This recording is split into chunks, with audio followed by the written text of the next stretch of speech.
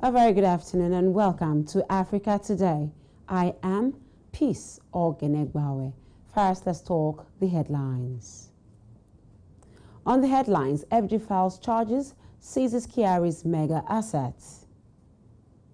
Mali frees 3 detained Ivorian soldiers. Still on the news, Supreme Court upholds Ruto's Kenyan presidential election win. And on sport, Bielsa Queens seal Women's African Champions League spot. Now the news in detail. Nigeria's Vice President Yemi Osinbajo has reiterated that debt for climate swap will help solve many of the debt burden challenges in Nigeria and other countries if it is widely accepted. He tabled the idea last week in the United States of America at different forums and events, including the White House. In his meetings with the top officials of the United States government, right after his speech at the Center for Global Development on Thursday, the Vice President further pushed the Debt for Climate, that is the DFC idea, which he had previously proposed publicly first at the CGD. The idea, described as fresh thinking in Washington, D.C. by senior American government officials, is already receiving positive reviews, even as the Vice President explained the potential for significant debt cancellation for African countries. Your Excellency, I was going to say, you were sort of ahead when you brought that message before the war. Yes. The war, as you said, has made it more obvious. Yes. The only point that I would mention is that natural gas, we never thought in our lifetime would be like $8, $9, $10, It was kind of stuck at 2, 3, 4. Absolutely. And given where it is, and given specifically Nigeria's economy and its importance in natural gas, but also the availability of the other renewable fuels, it's not a bad export fuel for revenues while you're building out what you said, everything you said about renewables. So it puts Nigeria in a very good place, together with your next generation, as you talked about, and you're young. But I wanted to take the, on behalf of the CGD board and Masood Ahmed, our leader here, and everybody on the team here, to thank you especially for what you're doing in Nigeria, for what you're doing for the continent, for your leadership, and to thank you for being with us today. Thank you. Thank you, sir. Thank you very much. Thank you. Also, spokesman for the Vice President, Laolu Akonde, quoted Osinbajo as having said in a release on Sunday that the proposed debt for climate swaps would be a very useful intervention and helpful, as it will reduce debt burdens while advancing the climate change objectives of the international community. Away from that story, the federal government of Nigeria has uncovered 14 assets, including shopping malls, residential estates, polo playground, lands and farmland belonging to a former commander, intelligence response team, that is the IRT, Abba Kyari, a deputy commissioner of police. Kyari was said to have failed to disclose his ownership of the properties in different locations in the Federal Capital Territory, Abuja, and Maiduguri in Borno State. Also, over 207 million naira and 17,593 euros were also discovered in his various deposit money bank accounts. And the fresh 24-count charges filed against Kyari by the Director of Prosecution and Legal Services, dated August 30, 2022.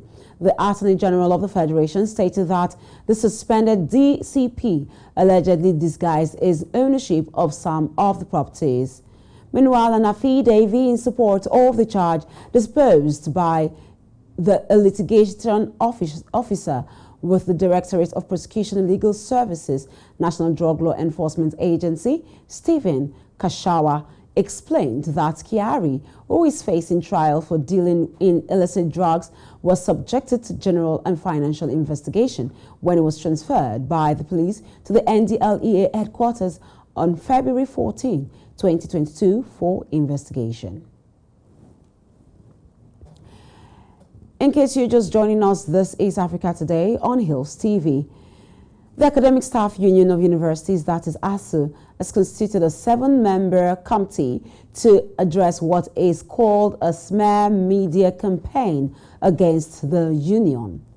It said its trustees and principal officers decided to constitute a rapid response committee to immediately respond to various media publications, opinions, and interviews that may be against the interest of the union.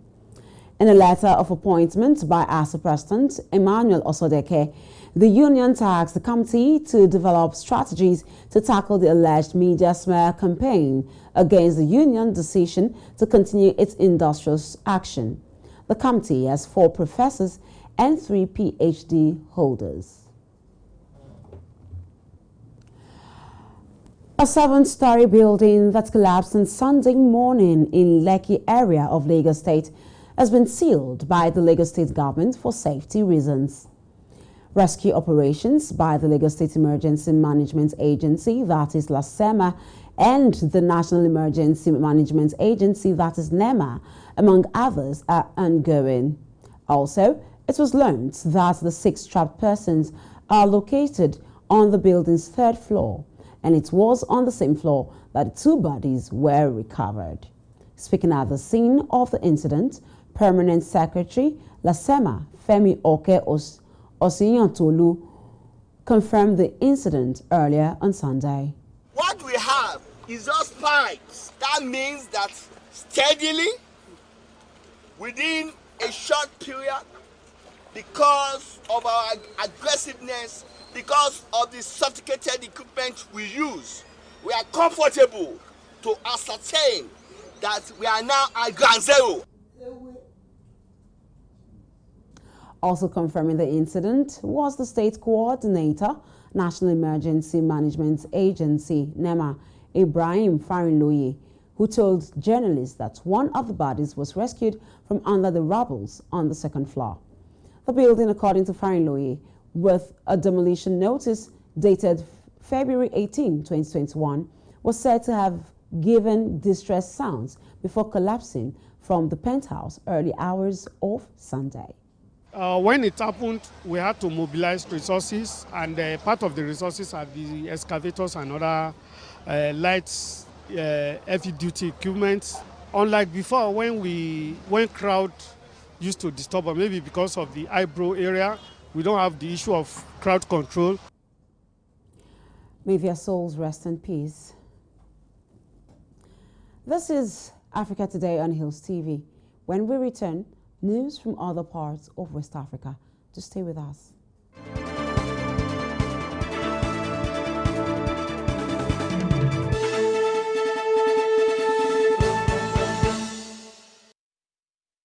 Welcome back. At least 3 persons have died from floods caused by heavy rains in the Senegalese capital, Dakar. The tragedy took place on Saturday in Cambérène, 2, more precisely in Yobol North in the department of Komassa, Dakar.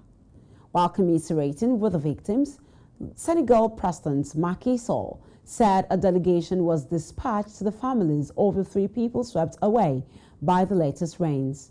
The center of Dakar had already been severely affected by these floods on August 5, killing 1 person and triggering the Disaster Relief Plan, OSEC plan, to a storm water management and climate change adaptation project.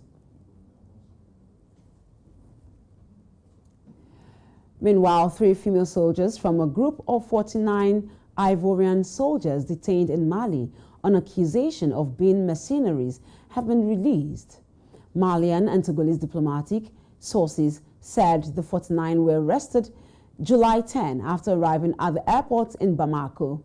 Abidjan said the soldiers were part of the logistical support operations of the MINUSMA, and the Ivorian president immediately called for their release as they had been unjustly arrested. Mali accused them of being mercenaries who had come to destabilize the country, saying they neither had a mission order nor authorization to be there. Meanwhile, the soldiers were charged in mid-August by the Malian judiciary for attempting to undermine the external security of the state and were imprisoned afterwards. Mediation also went on and is still underway to seek the release of the rest of the members of the group. We move to other parts of Africa after this break. To stay with us.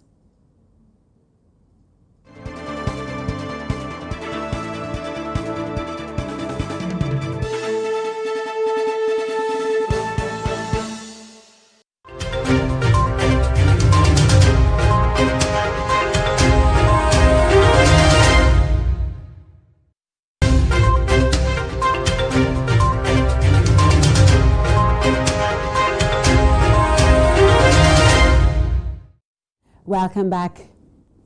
And now to Kenya, where the Supreme Court held William Ruto's victory in last month's presidential election, dismissing his rival Raila Odinga's claims that the vote was marred by rigging and irregularities. The petition is dismissed, and the 7-member court said in a unanimous decision read by the Chief Justice, Martha Koome, today. The presidential election petition number E005 of 2022 as consolidated with the presidential election petition numbers E001, 2, 3, 4, 7, and 8 of 2022 are hereby dismissed. As a consequence, we declare the election of the first respondent as president-elect to be varied under Article 143 of the Constitution. This being a matter cutting across the public interest, we order that each party do bear their own costs. The official results, according to the election, show that Ruto, who is currently the deputy president, won 50.5%, supporting August 5 vote, and Odinga, a former prime minister, won 48.8%. The judgment paves way for the Ruto, who is 55 years, to be sworn in as as President Uhuru Kenyatta's successor next week. Meanwhile, Kenya's Vice President William Ruto, who was declared winner of the Kenya's presidential election, said on Sunday that he would respect the Supreme Court's decision, expected by confirming or invalidating the result of the vote disputed by his rival, Raila Odinga. We will respect the decision of the judiciary because we are a country based on the rule of law and respect for all the institutions. That is the only way we will remain democratic.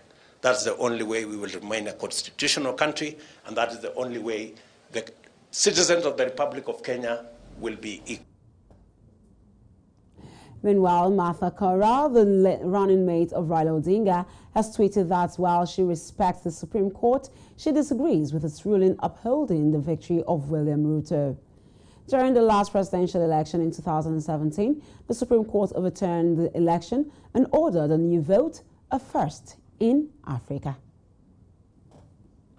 Still bringing you news from Kenya, the Kenyan police have extradited a wildlife and drug trafficking suspect to the United States, Abdi Hussein Ahmed, also known as Abu Kadi, who was wanted over his alleged involvement in the poaching of over 35 rhinoceros and more than 100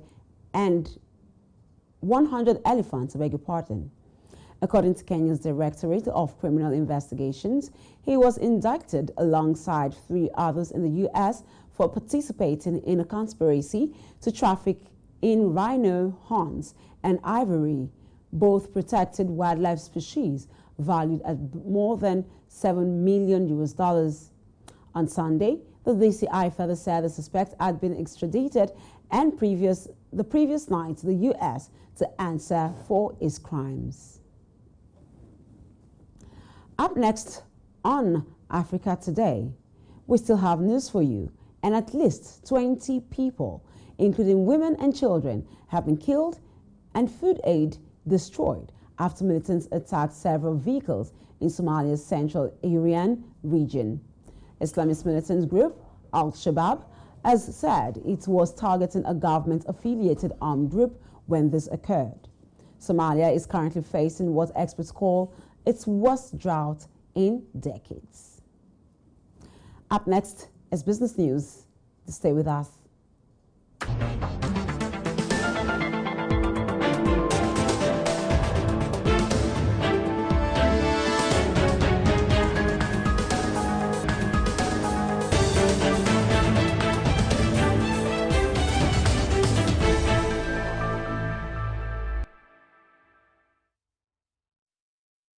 Welcome back. Power generation has been reported to dip by 642.4 megawatts on Sunday when compared to the quantum of peak electricity produced on the grid the preceding day. The federal government confirmed a fire incident at Adiabo 33, 132, 33 kV substation in Cross River State, and this led to this data. This data was obtained from the Federal Ministry of Power on Sunday in Abuja, indicating that the quantum of off-peak power produced on the national grid on Saturday was 3,310.5 megawatts, while peak electricity on the same day was put at 4,446.7 million megawatts, and this dropped to 3,804.3 megawatts by 6 a.m. on Sunday, indicating a power generation decrease of 642.4 megawatts. And moving away from the story, we get to this one where the Nigerian National Petroleum Company Limited on Sunday insisted that daily supply of premium motor spirit, popularly known as petrol, across the country was at 68 million and offered to submit itself for forensic audits of PMS supply and subsidy management. It was reported that the Comptroller General, Nigerian Customs Service, Hamid Ali, has said the NNPCL could not justify the volume of petrol being consumed in Nigeria daily to warrant an over 6.3.4 trillion naira subsidy payment on the commodity annually.